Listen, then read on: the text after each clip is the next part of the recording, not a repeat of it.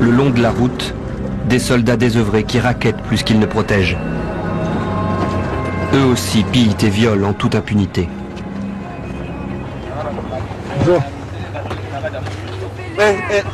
À un barrage, des militaires se font menaçants. Pas très commode, lui. Désormais, les cultures sont laissées à l'abandon. Toujours la peur des rebelles. Seules quelques femmes osent encore se risquer à l'extérieur de leur village. Oui, quand elles vont au champ comme ça, elles ont peur des terrains. Ils peuvent venir à n'importe quel moment. Tout près de là, l'ONU procède à une démonstration de force. Ils sont 5000 soldats au sud Kivu, 3 fois moins que les rebelles rwandais. Hélicoptères commando. Les casques bleus pakistanais croient impressionner. Sans grand résultat. Dès qu'ils ont le dos tourné, les exactions reprennent. Maintenant, ils ont comme stratégie d'enlever les gens, les amener dans la forêt et les lâcher 2 ou 1 pour aller demander de l'argent. Et parfois, par personne, ils demandent $100. Même vous, en tant que prêtre, vous ne vous sentez pas protégé. Ils peuvent vous tuer. Ils ont tué beaucoup de prêtres, beaucoup de religieuses, ce qui fait qu'ils sont violents, ils sont de nature à tuer. Le Kivu est devenu un lieu maudit.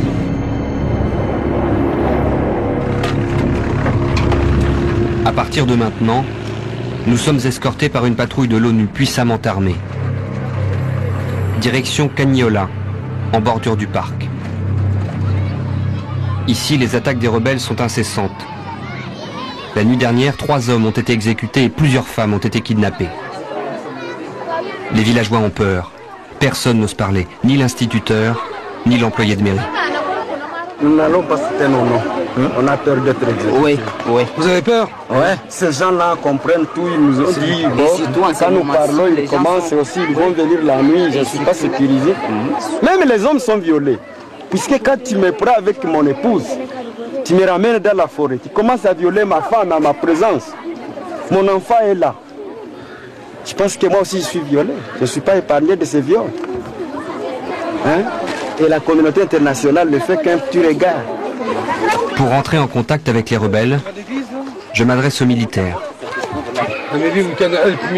Est-ce que vous pouvez m'aider à approcher les rebelles? Demandez plutôt à ces officiers de l'armée congolaise. Ces forces sont déployées près des rebelles. On peut aller à notre poste là-bas et voir un peu... Vous avez des contacts avec eux? Non, nous évitons ça.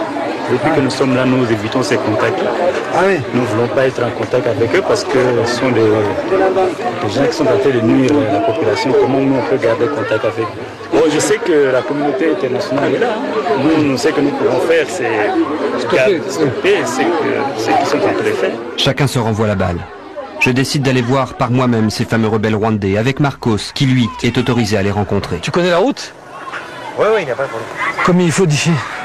C'est 1 heure d'ici. 1 heure? Oui.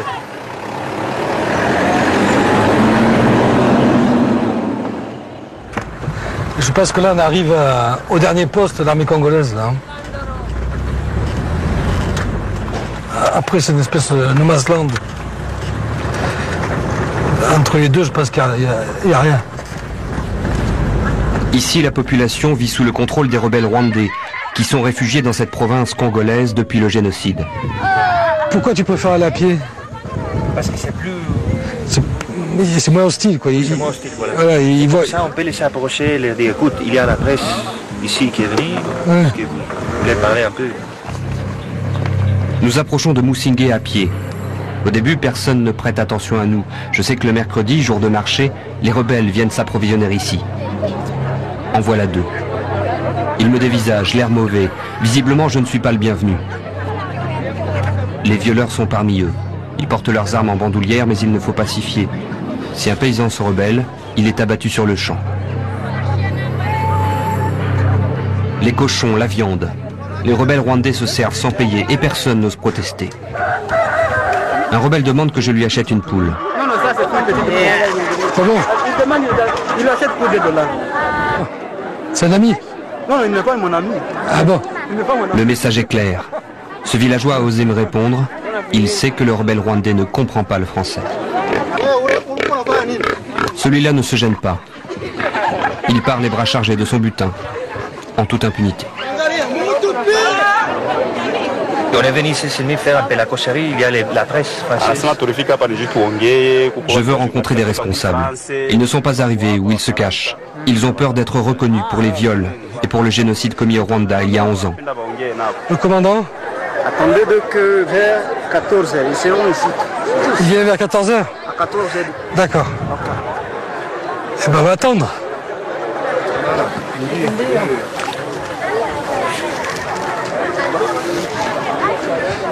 Il est arrivé? Oui, il vient d'arriver tout de suite. Il est où? Il est là en rond. Bon, on y va. On attend ici? Avec lui. Bon, et les autres restent ici. D'accord. Les responsables du secteur sont réunis dans cette cabane. Ils acceptent de me recevoir. Sans caméra, toujours par crainte d'être reconnus pour leurs crimes. Restez là-bas. Je porte donc un micro caché.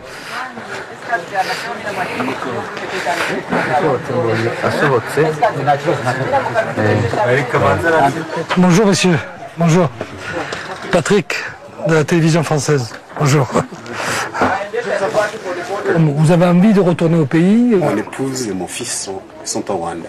Ah d'accord. De toute façon, je ne suis pas congolais, je suis rwandais. Vraiment, nous voulons rentrer. Mais bon, vous savez ce que les chrétiens comme vous faites, les pillages, les viols. Qu'est-ce que vous répondez à ça? Dites-moi, ce n'est pas notre adversaire. Et pourtant, là où nous sommes, on ne devrait pas nous voir partir. Il y a quand même des femmes que j'ai vu venir. À Bukavu, il y a quand même des femmes qui viennent à l'hôpital. Alors, bon, ça c'est quoi? Elles ne font pas la politique. C'est mieux placé pour distinguer les hommes. Malheureusement, ils sont rwandais, ces rastas. Mais parmi ces rastas, il y a des Congolais. L'adversaire qui stigmatise la situation. Il ne faut pas prendre parti. Nous en avons aussi. Nous ne sommes pas des monstres. Mensonge. Tous ces commandants ont essayé d'estomper leurs responsabilités. Pour eux, ces viols sont commis par des éléments incontrôlés. Et sur les viols, il a botté en touche. Qu'est-ce qu'il va dire? Moi, je viole les filles systématiquement, chaque jour. Je vole, on vole. C'est ça que nous, on vit des vols, des viols, des pillages. Il a dit que c'était pas eux. Non, il n'a pas dit que. Non, il a dit que c'était des bavures. Un peu voilà. Mais que c'était pas général. Oui, mais c'est tout à fait ça. Mais ils vont jamais accepter le fait qu'ils vivent au dos de la population. Ouais. Pillage, massacre, viol. Une guerre oubliée de tous au beau milieu d'une Afrique des Grands Lacs à la dérive. C'est un génocide à peine déguisé qui se déroule à l'est du Congo. Une bombe à retardement, car après les viols, c'est le sida qui va décimer les Congolais. Mais Christine ne se décourage pas. Elle a déjà enregistré plus de 10 000 témoignages. Elle n'abandonnera pas son combat. Je suis native du Sud Kivu et j'ai des racines très profondes ici dans cette province. On a passé toutes les guerres ici avec cette population, donc on a participé, on a compati à la misère et à la descente aux enfers. Hein. On a essayé de faire ce qu'on a pu, mais on ne se fatigue pas, on ne se lasse pas. On continue. On espère qu'un jour, justice sera rendue. On garde espoir. Justice pour toutes les victimes et pour la jeunesse à venir.